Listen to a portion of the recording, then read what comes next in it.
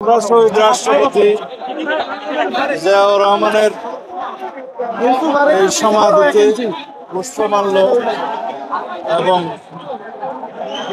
মোনাজাত করেছি দেশের সমৃদ্ধির জন্য, দেশের সার্বিক উন্নয়নের জন্য এবং একটি শক্তিশালী গণতান্ত্রিক রাষ্ট্র বিনির্মাণে যাতে আমরা গণতান্ত্রিক উত্তরণের রাস্তাটা অতিক্রম করতে পারি।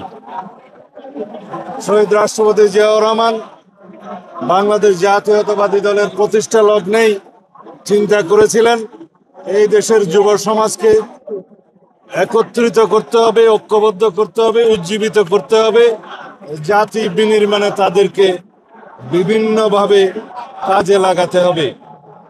সেই যে আমাদের যুবদলের যাত্রা শুরু, আজকে ৪৭ বছরে আমরা যা অর্জন করতে পেরেছি জাতীয় জীবনে, যুবকদের জন্য কর্মসংস্থানে যুব বিষয়ক মন্ত্রণালয় সৃজনের মধ্য দিয়ে এবং এই যুবকদের নিয়ে তারুণ্যের ভাবনা নিয়ে আমরা যে বর্তমানে বাংলাদেশ বিনির্মাণের স্বপ্ন দেখি সেটাকে আমরা একত্রিতভাবে ধারণ করেছি এবং সারা বাংলাদেশে আমরা তরুণদের, যুবকদের রাজনৈতিক ভাবনাকে আহরণ করার জন্য আমরা সমগ্র বাংলাদেশে আমরা সফর করেছি।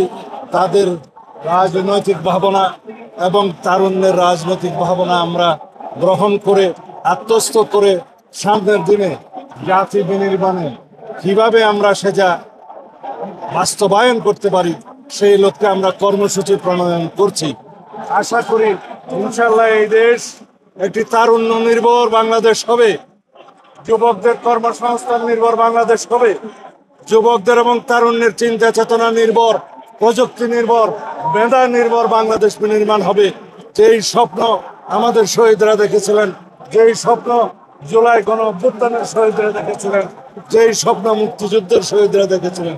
সুতরাং আমরা এই তরুণদেরকে, যুবকদেরকে, তাদের ভাবনাকে, রাজনৈতিক ভাবনাকে, চিন্তা চেতনাকে আমরা আত্মস্থ করেই এই জাতি আমরা এগিয়ে যাব ইনশাআল্লাহ।